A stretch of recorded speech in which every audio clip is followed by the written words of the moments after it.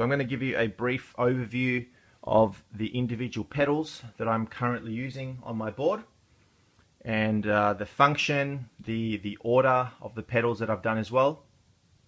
So let's give it a shot. So on the right of my board, I've got 3 plugs, so 3 inputs, which I soldered on. So I've got another video that talks about how I built the board. So I just DIY'd it myself. So I've got the input for my power.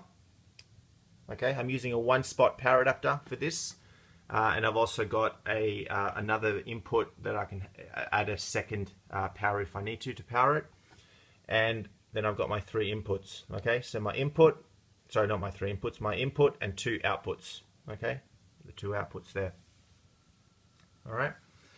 I've also ensured that I've got good quality cables. All right, that's the one thing that a lot of guitar players fail to do, is they get cheap patch cables, and then they find that they've got either buzz or they've lost tone on their board. So just ensure that you've got good quality cables. Okay, so let's start. So from my input, the first pedal that I'll go to is not this one, even though it's the furthest on the right. All right, my first pedal is my Vox wah. All right, so that just creates my wah sound, and I just modded it slightly so that the spring is a little bit looser and that the intonation is a little bit better as well. You know, the pressure on the pedal itself. From my wah, I go into my compressor. So I've got the CMAT Mods Sigma Comp compressor, which I use for certain sounds. I like to also use it as a boost and as a sustain. So if I want to sustain a note or sustain a chord a lot longer, I've got the sustain knob. Oops, sorry, the light's a bit funny. The sustain knob, I've got my tone and my level there as well for my compressor. Okay, I did play with a few other compressors. I found that some weren't too good. I found others were excellent. But at the time of my budget, that's the one that I purchased. I know that there are better ones out there, but this one is actually very, very good for the price, and it's got a very good good rating on it as well. From there, we go into my Voodoo Labs Sparkle Drive, which I generally try to play it with my just a plain clean sound. I throw this one on, and it just creates a really, really nice sound. So you'll see my settings there. Put the clean at what's that, about 11 o'clock, so that my clean tone comes through really nicely with my gain that's a little bit higher up as well.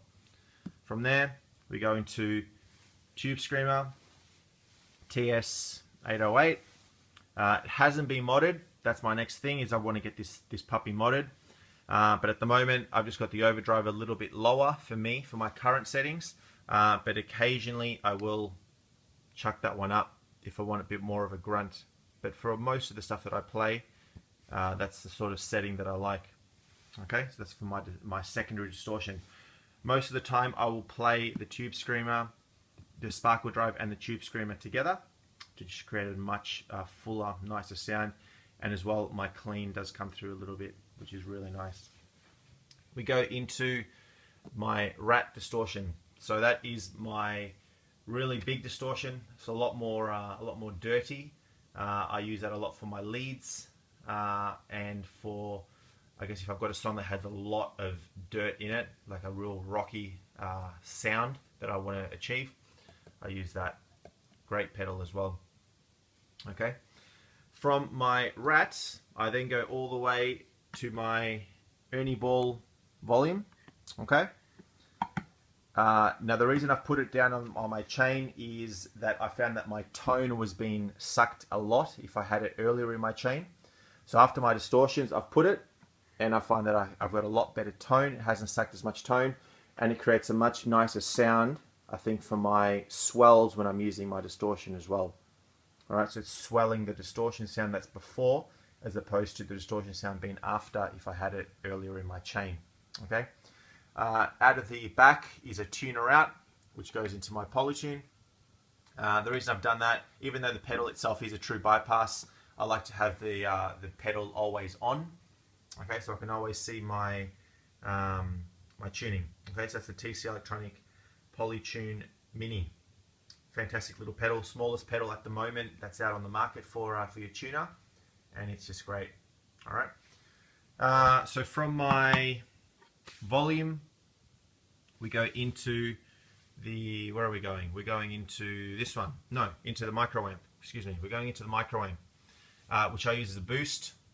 Great for your distortion, solos, that sort of thing. So when you're coming up to a certain bit, pump this puppy on, and it just gives you a nice overall sound, which is excellent. You can also use it to just raise the level of your, I guess, your entire sound. Okay, so the tone, for example, occasionally you may find that your tone is being sucked through your entire chain. Throwing in the microamp gives you a bit of extra tone, so it increases your overall volume. All right, from there we go into the TC Electronic Nova delay. Excellent delay pedal, number of presets, number of different settings, mods as well, adjust all your feedback levels, etc. All right, so that's mono going into it, and we go stereo out of that into the digital delay DD7, so the Boss DD7, which I use as my secondary delay, so that I use my two delays tap tempo with each other and sort of have a little bit of interesting sound, which is great. All right, and now from there, that's also stereo and goes out stereo. I've got one output, goes into my amp. My second output goes into my Ditto looper, all right, which I use for loops. You know, just loop over my overall sound, and you can do a lot of nice recording with that as well. Also from this DD7, I've just got an out into the Boss tap tempo, so I can do my tap tempo delay on that. Okay, and that's essentially my board. I've also got a few little gimmicks. This thing that can hold my phone, just a case, pretty stupid, but it's pretty cool as well.